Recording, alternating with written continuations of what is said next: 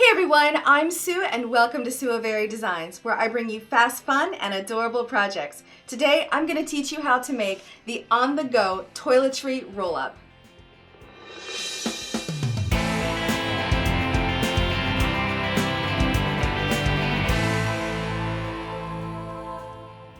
If you haven't already, be sure to subscribe below and don't forget to click the little dinger button. This way you get alerts every time I upload a new video. So as makers, you and I both love to make things, whether it's a Christmas gift or birthday or truly just because. So the challenge with making a gift for somebody is, are they going to love it? And more importantly, are they going to use it? Now I find that I can pretty much make anything, and Heidi, my daughter, will absolutely love it. She'll be like, oh my God, Mom, I love it. It's perfect. Thank you so much. But then there's the challenge of making gifts for guys.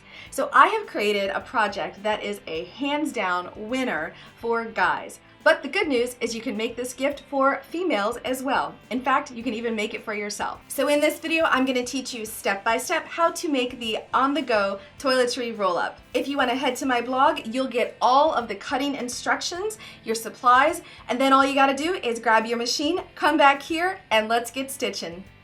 On the blog, you're going to find all the materials and tools that you're going to need. Be careful to follow everything, including the presser feet. Your materials are simple, just follow the instructions.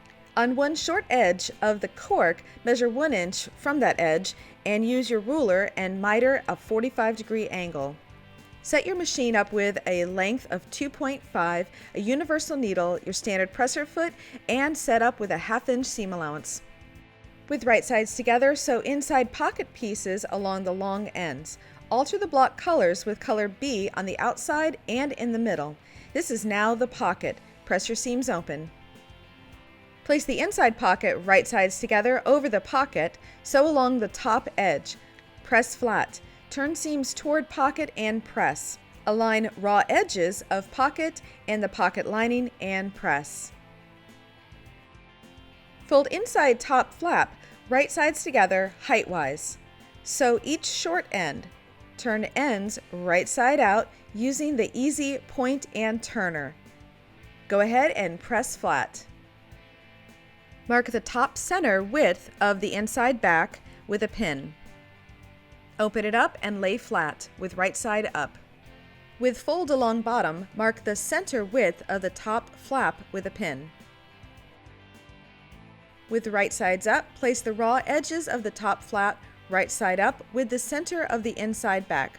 Pin along top raw edges and baste in place with a stitch length of 3 to 4 millimeter. With the right sides facing up, place the bottom raw edges of the pocket and the inside back. Pin along the bottom raw edges and baste in place along the bottom and both sides of the pocket.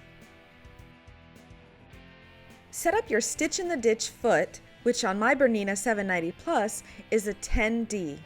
Go ahead and adjust your stitch length to 2.5 millimeter and sew right down the center of each pocket through all layers. Be sure to backstitch at the top and the bottom of the pocket. Now repeat this for all the pockets. If you wanted a larger pocket, you could basically just skip one of the pockets and sew on either side of 2 of them. Just an idea. Place the outside top and outside bottom right sides together. Sew along one long edge using your standard foot and a 1/2 inch seam allowance. Press the outside seam flat and then press it open. Turn to the right side. Now it's time to add the cork strap. Measure 5 inches in from the cork strap edge of the mitered end. Place mark along the left raw edge centered over the seam. Measure in 1 inch and pin in place through the cork and outside. Slip both D-rings through the squared end of the cork, passing through about 1 inch. Place the end down and pin through all layers. Sew from that 1 inch mark on the left to just before the D-rings, about 1/8 of an inch from the edge. You can add a box and an X stitch down the center. Looks really good, and now it's really secure. Place the outside and inside right sides together. pin or clip along the top and the bottom edges, so across just the top and the bottom. Tuck the loose cork strap inside. Now it's time to sew the side seams. When sewing, turn the top and bottom seams toward the inside along the stitch line. This will help create a nice, crisp corner when turning right side out and in future steps. Sew on both sides, but on one side, leave a 3 to 4 inch opening for turning right side out. Be sure to backstitch on the front and back of all seams. Once finished stitching, it's time to turn your on-the-go toiletry roll-up right side out. Use your easy point and turner to get those corners nice and crisp. Take your time and use the pointed edge of the easy point and turner to smooth out and form those really nice corners. Now smooth it all out and give it a good press. Don't be afraid to use steam. Batiks love steam.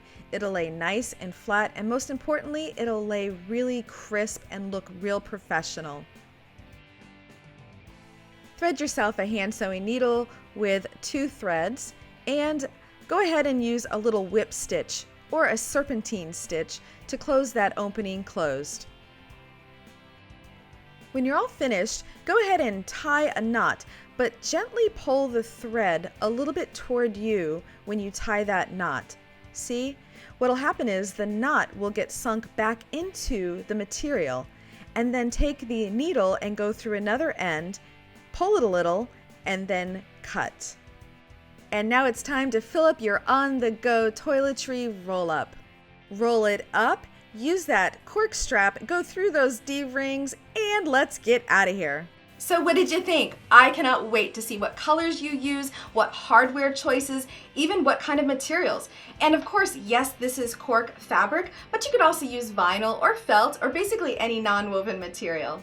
If you enjoyed this video, do me a favor and give me a thumbs up, and don't forget to subscribe below. This way you'll get alerts every time I upload a new video. And if you like social media like I do myself, head over to my social platforms. You can get on Instagram and Pinterest and Facebook, and just go to Suavery Designs. And if you're already on Facebook but you haven't yet joined my fan club, please come on over. You can go to Suavery Designs fan club, just click the little join button, answer a few questions, and start posting pictures. In fact, post this one that you've already created, like these folks here. I love when I see folks post pictures of projects that they've already created. It definitely makes me smile. And until I see you next time, I hope you have a creative day. Bye-bye. If you haven't already, be sure to subscribe below. And don't forget, you can also follow me on Instagram, Pinterest, and Facebook. Have a creative day. Bye-bye.